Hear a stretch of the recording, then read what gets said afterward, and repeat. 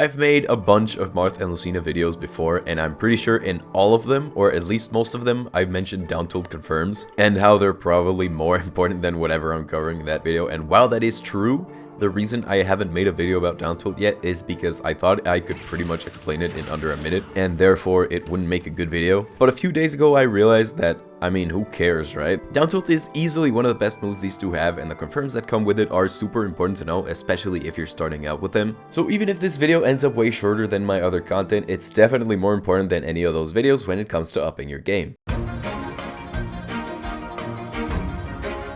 Okay, so before the main thing, down tilt is great because it's quick, it's disjointed, and it's a cool poke, making it one of Marth and Lucina's main shield pressure tools, and it does enough shield damage for you to break a shield with an uncharged neutral B as long as you don't wait too long before it regenerates. Shield pressure is a huge part of Marth and Lucina's game. You usually prefer when your opponent shields on you less because your attacks are miles better than your grabs and throws, and pressuring shields with moves like forward air and air or down tilt makes sure your opponent is always wary of the shield breaker, which is good because if they keep shielding on you, you could just break it or at least give them a scare, and if they don't, then you can keep playing without having to resort to using your sucky throws. This might seem like a lot of stuff for our monkey Marth and Lucina main brains to be focusing on, but little by little, as you get more experience, you'll start to be more mindful of the durability of your opponent's shield along with how often they're using it without even thinking about it, and you will be a menace at breaking shields thanks to down tilt among the other moves I mentioned like one paragraph ago. So just some more quick stuff before I get into the confirms. Some other cool stuff this move does is it pokes shields, which I know I mentioned before, but just taking a closer look before I move on, this means that it might sometimes land even though your opponent is holding shield on you, which is cool. And again, to recap, one hit of this is enough to give you a few seconds to break your opponent's slightly damaged shield with neutral B, but this doesn't mean you should always go for the shield breaker every time you damage it a little, because spamming it will make your opponent avoid it better, but remembering this whenever you hit a shield will help you break them more. As for some more one sentence explanations, down tilt also 2 frames, which is cool because you can always shield it in time to not get up attacked, so it's not a risk at all to go for it. Next, it sends you at a weird angle, so if you catch someone trying to skip the ledge or doing the drop down to jump and aerial, they will end up with no jump, which means that by hitting this you will pretty much invalidate some characters' entire recoveries. If you know about Mario's forward throw and how you hopefully don't jump every time you get sent forward because you'll get spiked, down tilt sorta does the same thing in the sense that new players will sometimes just use their double jump when being thrown off stage by certain moves and will just blaze themselves right under your downer, which is fun.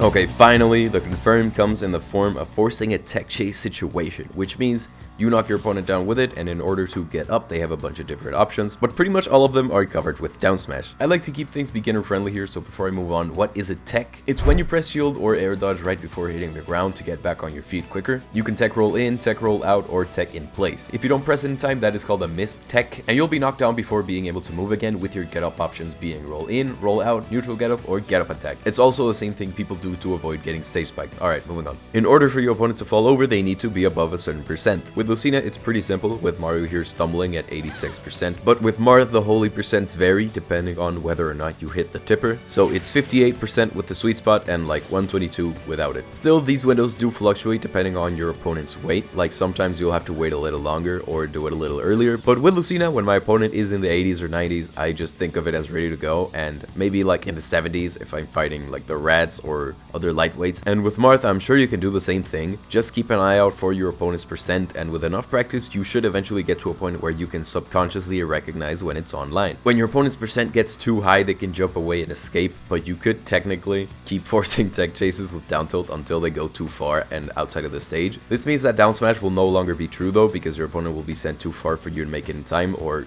outside of the stage, but you can still read rolls, which is more fun at least, but again, not nearly as consistent or optimal as it was back in the 80s. Okay, so you do this and your opponent ends up like that. What now? Well, like I mentioned before, after down tilt, your least tight and most consistent option will be down smash because it covers missed techs, tech roll in, and tech in place, and for tech rolls out, you just have to run a little further, but the combo is still true, just a little tighter. If they tech roll in, they'll probably get hit with the second hit of down smash and it'll look like this.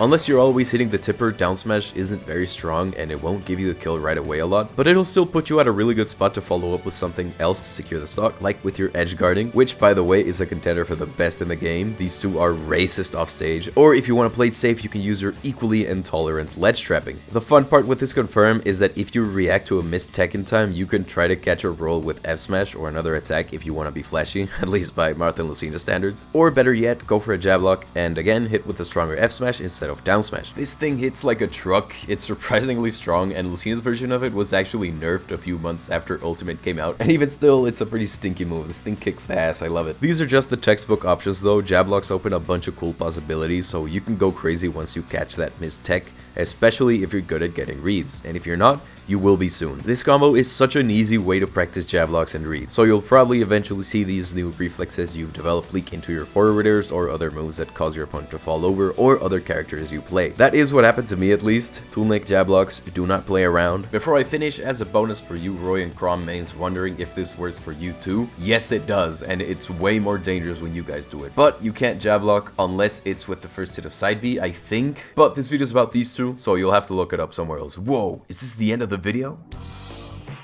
As I'm writing the script for this video, it really does feel like something is missing, but down tilt really is that simple, and it's Marth and Lucina's, or at least Lucina's staple kill confirm, because with Marth's sweet spots, I'm sure there's some more stuff you'd only find from a Marth main, but even so, it's easy and important, so have fun using it. Anyways, that is the video for today. Apologies for the drought in uploads these past few months. I spent a semester abroad, and as much as this is my favorite game, and it's totally my dream to do this stuff full time eventually, I didn't really want to spend all my time locked in my room playing Smash Bros.